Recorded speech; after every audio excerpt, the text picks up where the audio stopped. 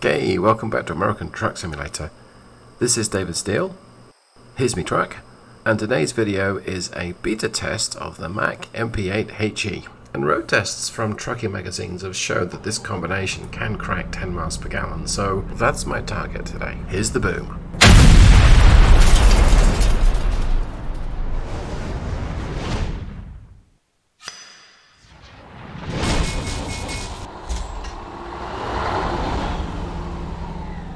So, 10 miles per gallon seems kind of ambitious, right? Well, I'm talking about diesel trucks here. I'm not talking about hybrids or electrics or anything like that. I'm going to put up a list of the 3 engines that I'm pretty confident could, under fairly normal conditions, break 10 miles per gallon, and this Mack engine is one of them. But I should explain what I mean by sort of normal operating conditions.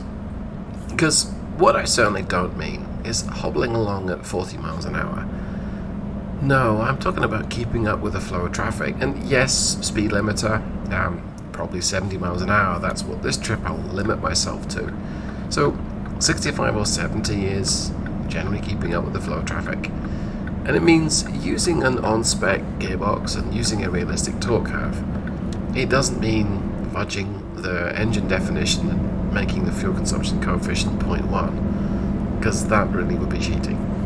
In the case of the MP8HE, this particular engine is essentially, it uses energy recycle technology or energy recovery technology, or ERT, and that is a means of using some spent exhaust gas to basically shunt some torque back into the engine. Mack's engineers describe this as making the engine a little bit less stressed.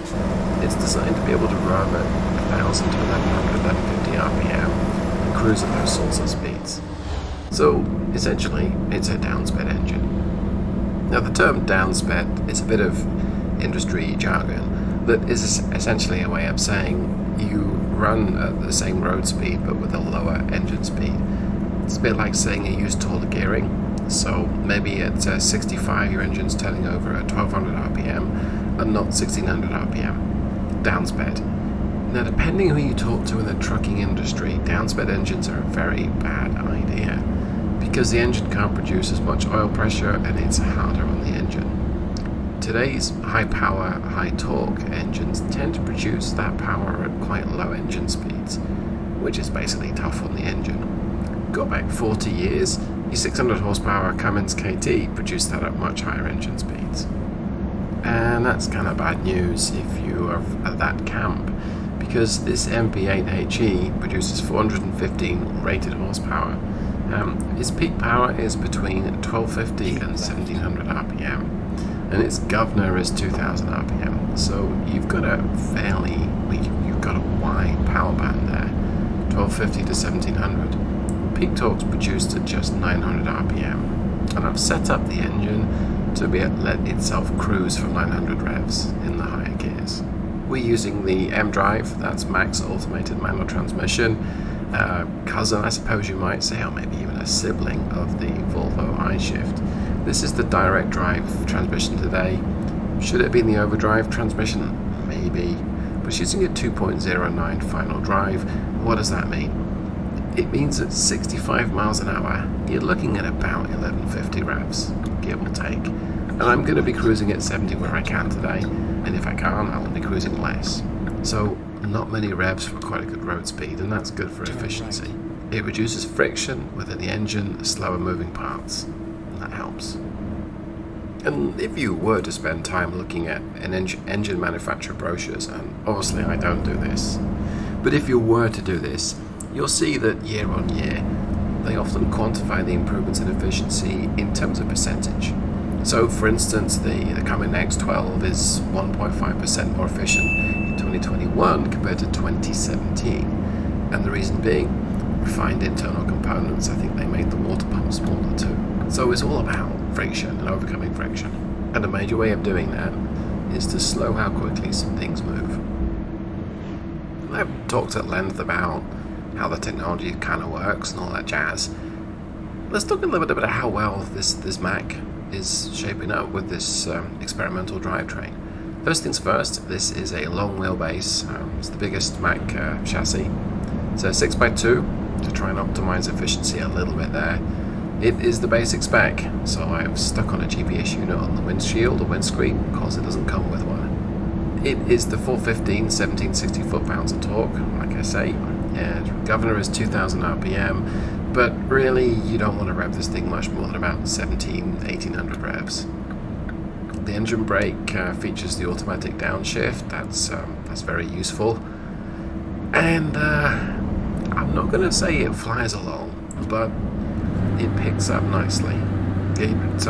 All that torque available at low speed, it makes light work of the cargo that you've got behind you, and it's not a 600 horsepower truck, don't get me wrong, but it does pretty good. We're towing 22,500 pounds behind us, so it's absolutely not the heaviest cargo in the world, and I'm not going to tell you that you can't feel it, because you really can, but it's making light work of it. This is a very easy to drive combination. The truck wants to get good mileage, and I'm tuning the transmission so it doesn't use many revs. So, I mean, I've got a little ways to go, but it's doing pretty good. Am I going to reach 10 miles per gallon on this trip? Probably not. Am I going to get 9? I've got a good chance of getting 9. We'll see what happens.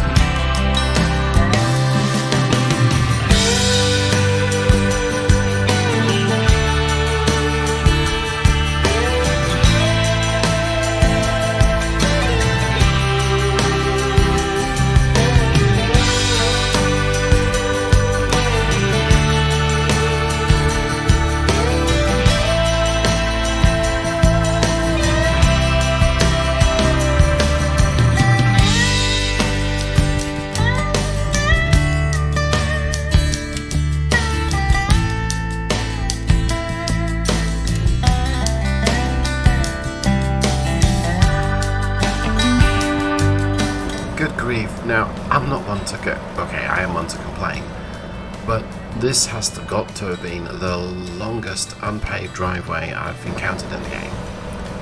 So much so that I'm probably going to keep skipping forward all the way until this point. Here we are. Right, well, we made it. We made it to our destination, so I'm going to go with the easy parking, I think. Let's play it safe. Let's see how well we do here. Yeah, it's straightforward as to maneuver it. The backing up process is fine, but I don't want to make this video even longer than however long it's going to be already. Let's try to keep it to 10 minutes. How was it done?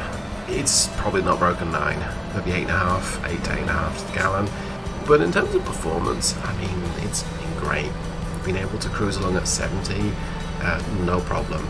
65, no problem. 55, yeah, it'll handle that too, all in top gear. It's got good acceleration. I've got no complaints. So with a bit more moderation, I think 10 miles per gallon is going to be certainly within reach. So 646 miles, 75.4 gallons, that's 8.6 miles per gallon. Okay, I can work from that. I hope that you've enjoyed today's video, and if you have, you know what to do. And if you haven't, you also know what to do. You can subscribe for more, and thanks so much for watching. I'll see you in the next one. Goodbye.